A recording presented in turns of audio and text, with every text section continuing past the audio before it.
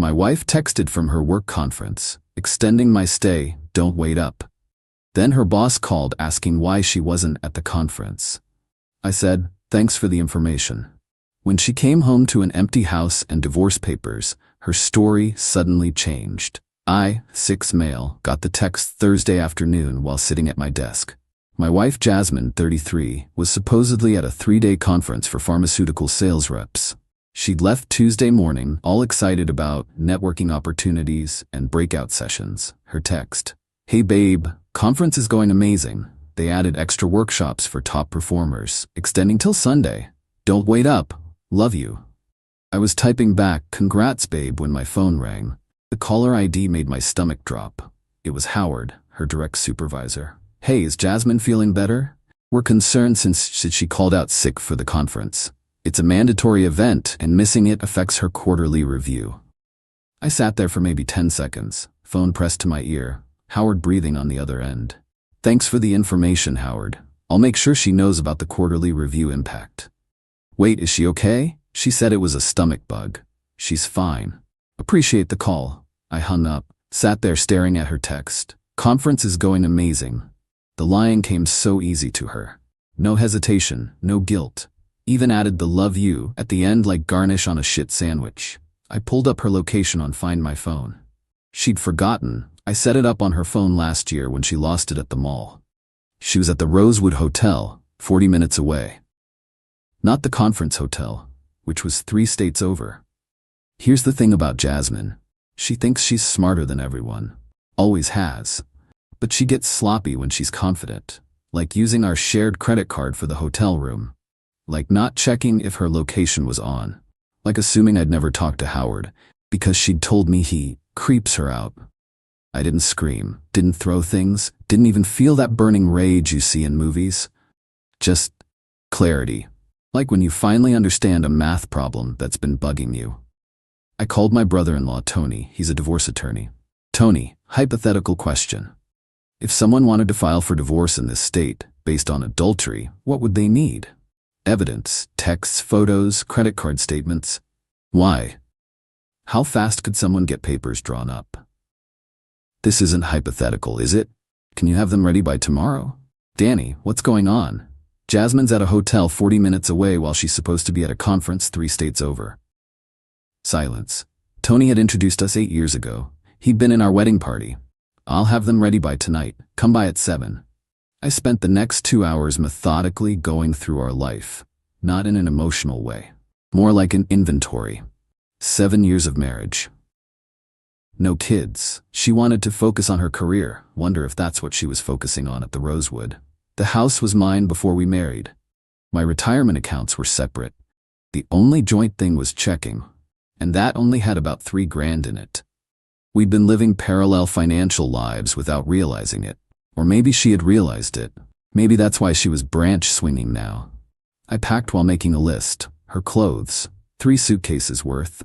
Her jewelry, except the wedding ring, she could come get that herself. Her work stuff from the home office, her exercise equipment, the photos of her family, her grandmother's china she insisted we display but never used. I left all of it neatly in the garage, organized, labeled, because I'm not a monster, just done. The divorce papers from Tony were beautifully simple. Irreconcilable differences. Clean split. She keeps what's hers, I keep what's mine. No alimony request from either party. Just done. I left them on the kitchen counter with a sticky note. Howard called. He hopes you feel better from your stomach bug. Then I grabbed my go bag. Everyone should have one, and went to Tony's guest room. She called at 11 p.m. I didn't answer. She called at 11:15, 11:30, 11:14 a.m. 15 missed calls before she tried texting.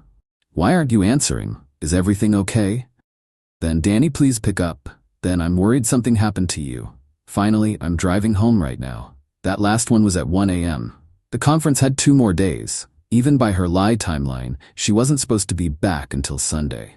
Update 1. So she came home to the empty house at 2 a.m. I know because she called Tony's house phone. Yeah, the man still has a landline. His wife Rita answered, told Jasmine I was asleep, and no, she wouldn't wake me.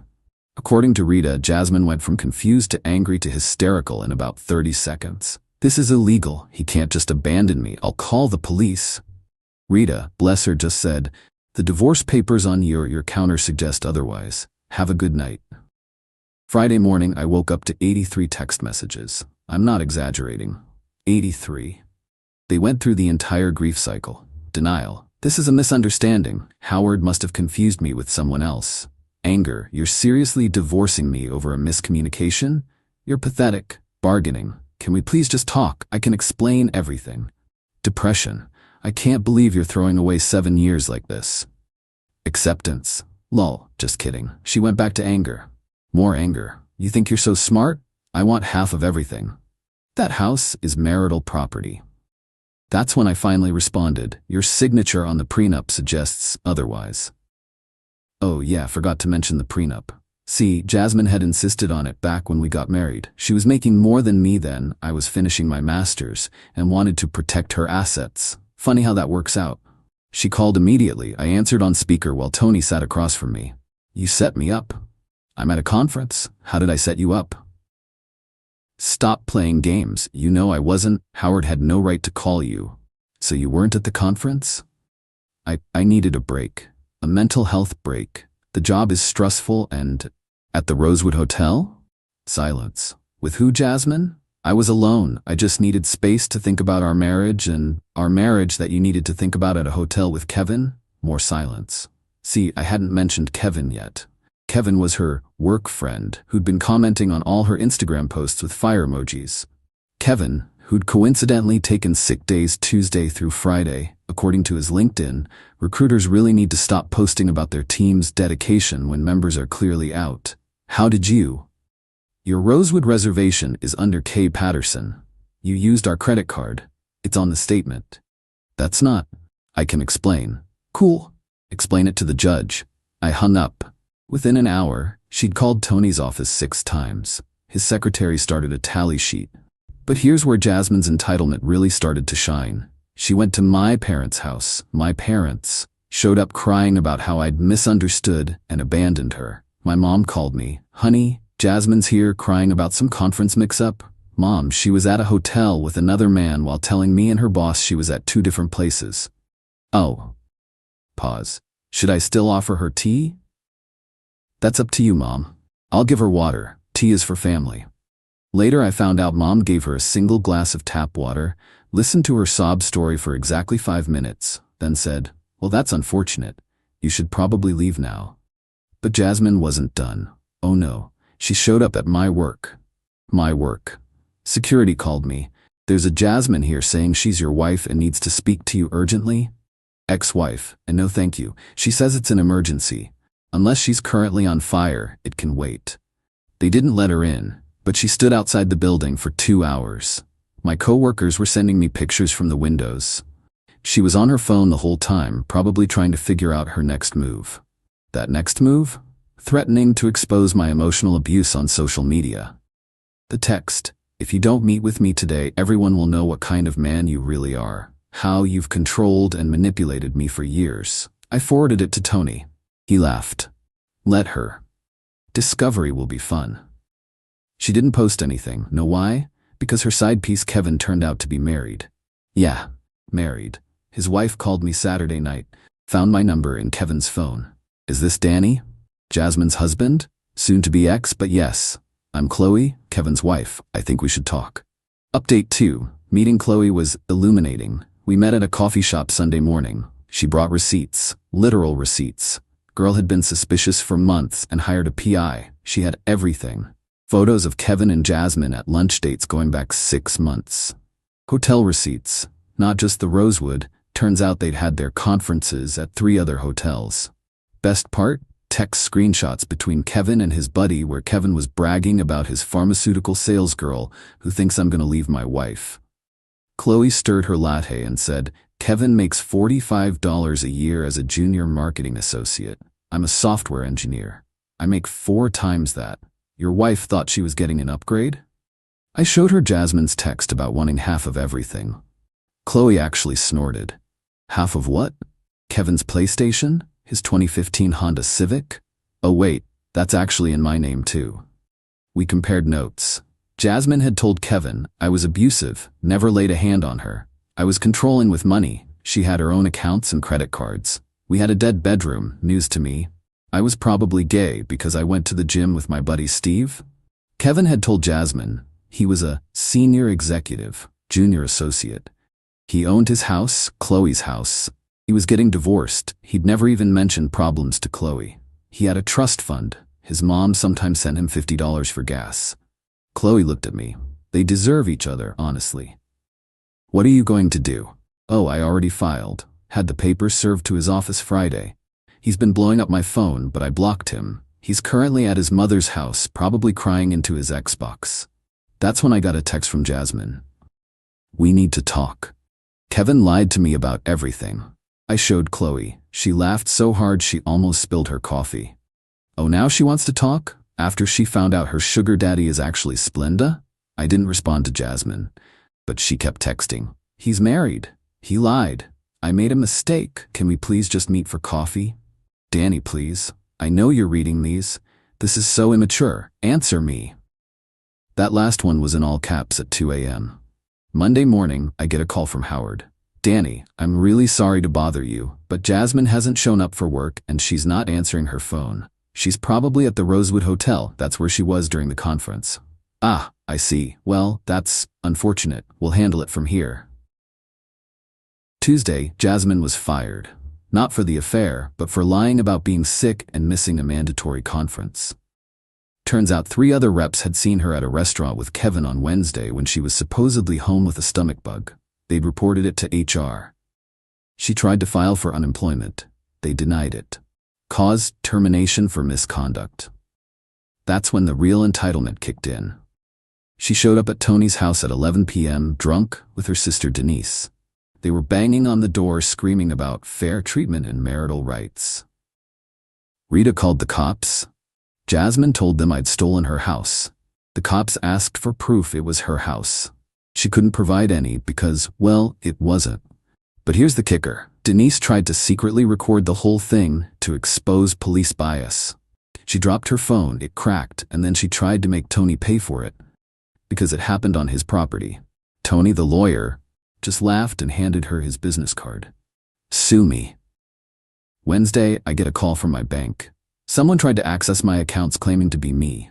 They had my social, my birthday, but couldn't answer the security questions. Mom's maiden name, I'd used a fake one specifically for this reason. 3 guesses who. The bank froze the attempt and called the police. Fraud is a felony, FYI. But Jasmine wasn't done. She was just getting started. Update 3.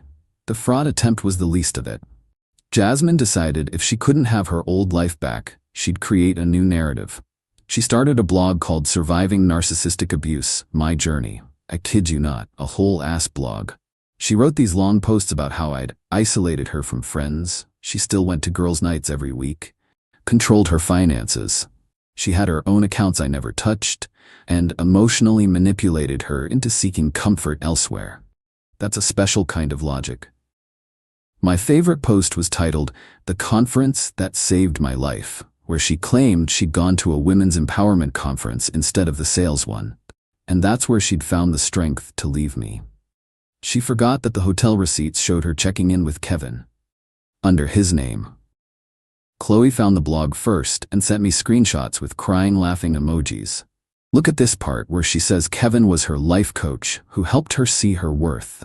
Danny, the man can't even coach himself to pay his car insurance on time. But the blog wasn't just lies, it was a donation grab. She'd set up a GoFundMe. Wait, no, you said no GoFundMe plots. Scratch that.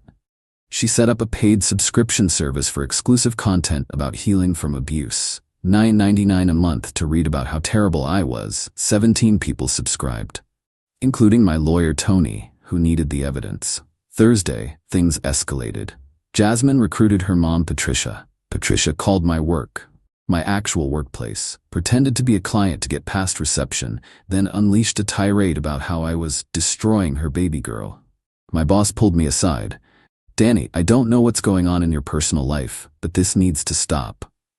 I showed him the divorce papers, the hotel receipts, everything.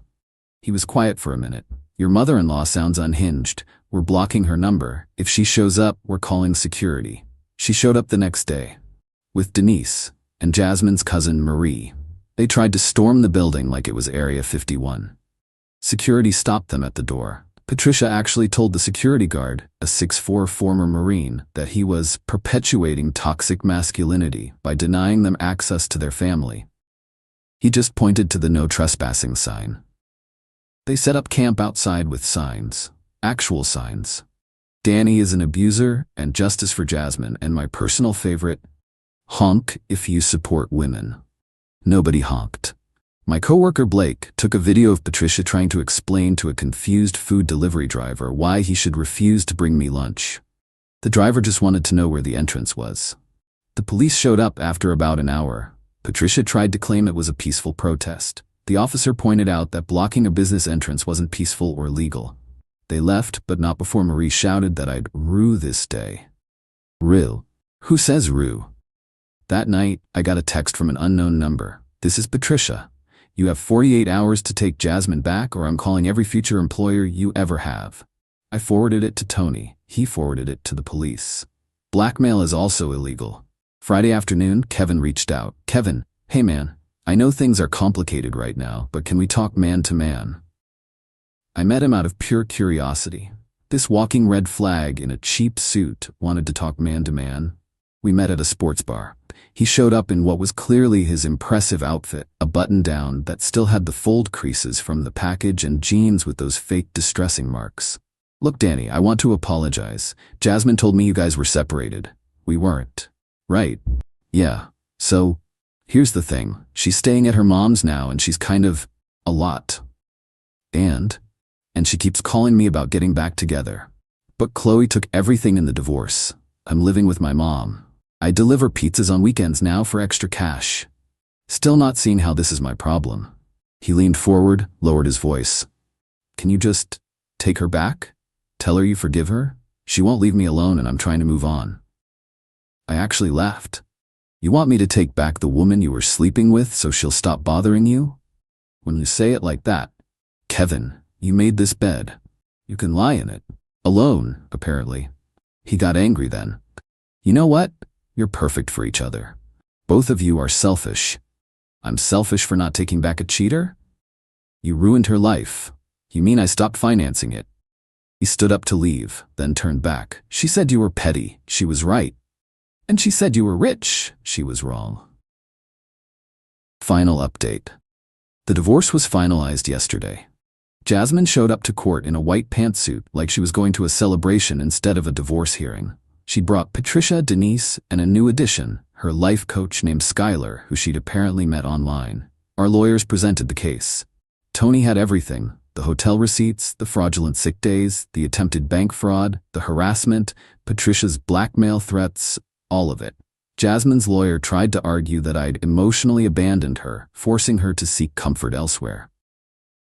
The judge, a woman in her 60s who looked like she'd heard everything, asked, so your client lied to her employer, committed adultery, attempted fraud, and her family harassed the plaintiff at his workplace, but he's the problem.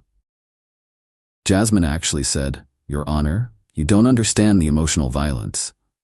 I understand that you used a shared credit card to pay for hotel rooms with your affair partner. I understand that you attempted to access accounts that weren't yours.